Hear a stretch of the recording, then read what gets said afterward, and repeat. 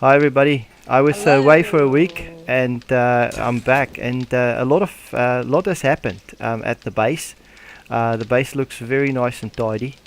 Um, Now you remember last time that first night we just had the pillars up and we just had a small platform, and since then um, there's been a lot that happened. So I'll just go down. I'll just look at the base from downstairs. So I'll just head down here. Okay, so all of these spikes is now sitting around the pillars, and it's all been upgraded to metal trunk tips, which is when you upgrade it with first with planks and then upgrade it again with scrap metal. So that's pretty good. Um, Now I see, Mithan, the pillars are much closer to each other now than when we started the base. What did you find with these pillars and the distances and the rebar and the cobblestone? Yes, yeah, we had a bit of an accident.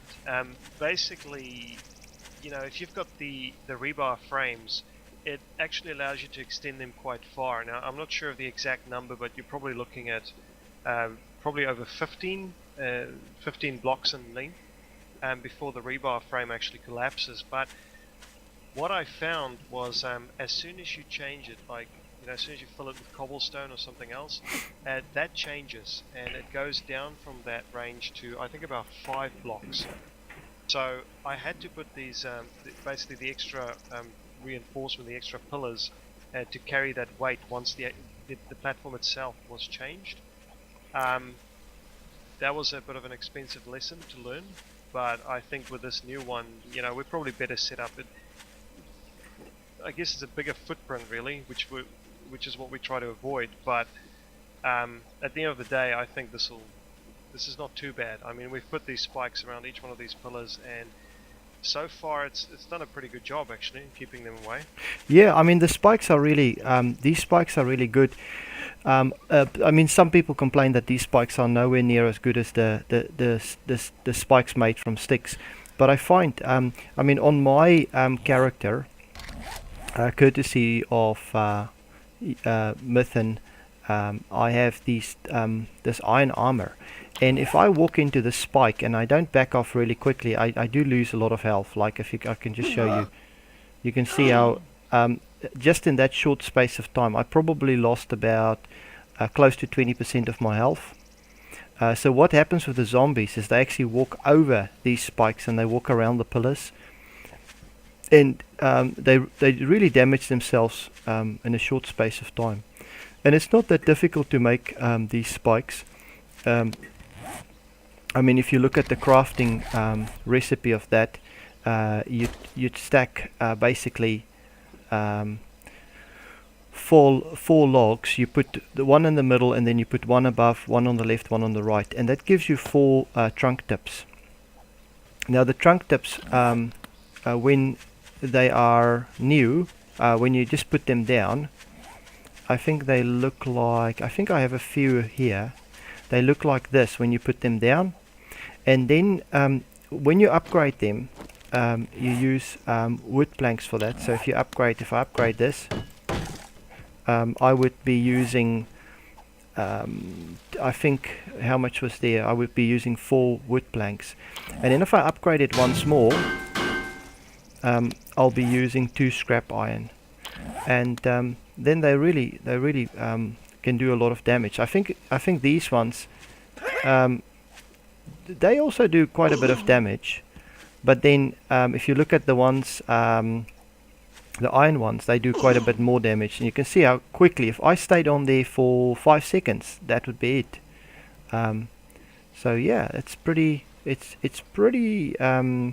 effective actually, especially if you have a few of those. Um, they can do quite a bit of damage really quickly.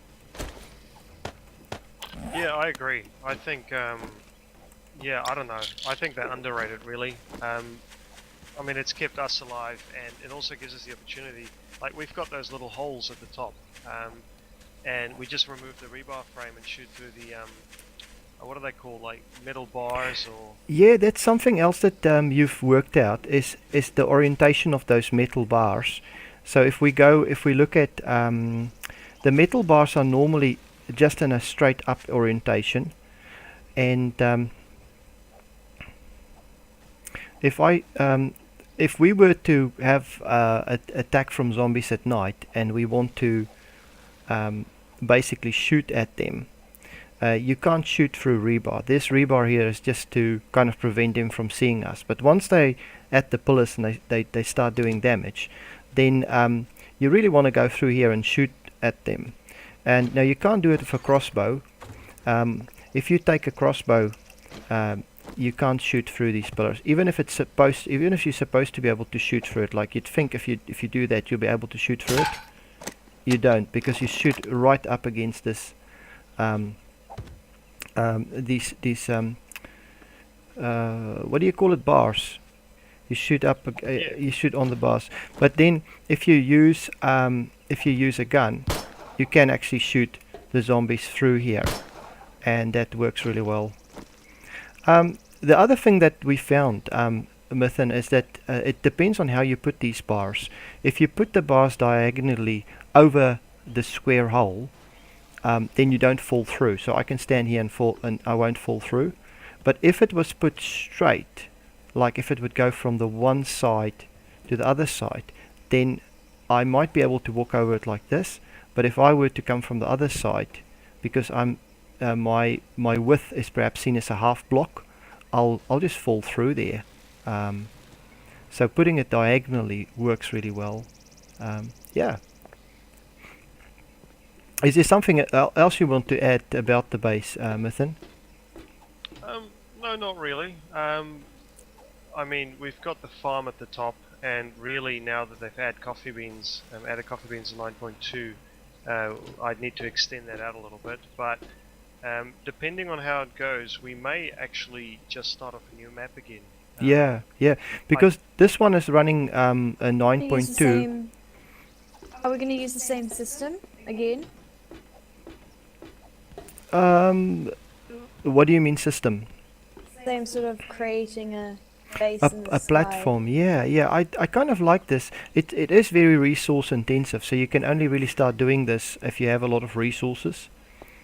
But we'll probably think about it when we get there. I don't know what you think, Mythen. Yeah, I think so. I mean, we can experiment with a few different things, but this one seems to be fairly low maintenance. And as long as I don't hear you... Now, that's the other thing, right, is we haven't had a feral zombie horde yet. And that may very well change things a little bit, because apparently it doesn't matter how well you hide, they do know where you are. And I would say that's gonna... Yeah, that's going to be a reasonably interesting challenge. Yeah, that would be a completely different challenge. Now, the reason why we would probably start up a new map is there is specific changes with the 9.2, and these changes with 9.2 are such that it does seem to change some of the item codes. And things like that, so some of the things don't work. I think I had something, one of the bugs that we came across was when we took some grass. I think one of these chests has got grass in it. When I took the grass, I couldn't actually... oh, now I can do it. Previously I tried to craft these blades of grass into plant fibers, and it didn't work, and we actually had to go down and get new ones, and now it's crafting. So we had all sorts of strange kind of problems happen, and it's quite understandable that when you are playing on a game that's in alpha, that you'll probably need to be willing to change the map often. And I think we've actually done really well, and we've achieved actually a lot by putting this base up here and making a good start. And I think we've learned a lot about the game by doing this. So we might do something similar again with a base, or we might have to adjust that and kind of build an underground base with limited entries, so that if they come after us, we'll get them down a small narrow channel. Because I think it was in one of the episodes, Mythen, you found that when you opened the door and they were coming through the door, they were quite slow getting through the door initially until they got through the door. Yeah, I think there is some kind of collision block, so they can't just walk through one another. So yeah, if there's any way you can kind of funnel them and make it so they come through one at a time, There's a that's zombie there. probably ideal. Yeah. By the way, guys, I haven't told you that, but Yellow Pixie joined us, so she'll Oh. hopefully she'll join us with the future games as well. That would be really fun. Yeah. The other thing I found as well is this tunnel that, where I just got all the iron from, that animals tend to get stuck in here. Now, in saying that, I mean 9.2 has changed things a little bit in, with the masking, where I believe it takes up to 5 days for zombies and animals to respawn in an area. But before then, it was great because all the animals would get stuck in here, and you just run down there and pretty much, kill a bunch of deer and pigs and Yeah, rabbits and whatnot.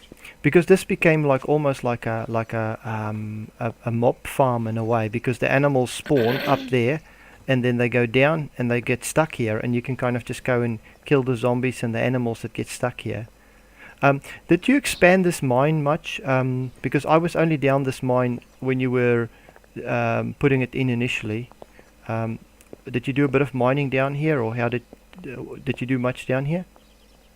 Yeah, Lynx and I came down here and we cleared out the area. Didn't dig unnecessarily.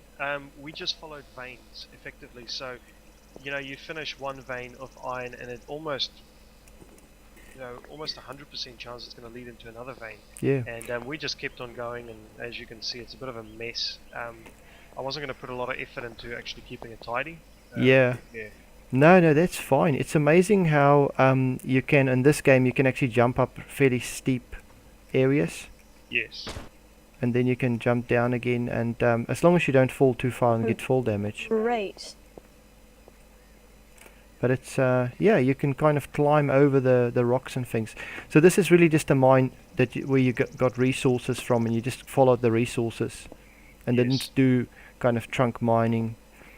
So mining is kind of another thing that we need to kind of better understand in this game. Yeah, it's tricky, obviously using voxels and how the textures wrap around, the voxels. It's hard sometimes to know, because you see a corner, just a little bit of iron, and when you hit that, it's still the same as a full-size block of iron. Yeah, it looks small, but then it's really the same value as a full block. Very, very interesting. I think if you go to the right a little bit. Okay, And a camp. so that's the trick.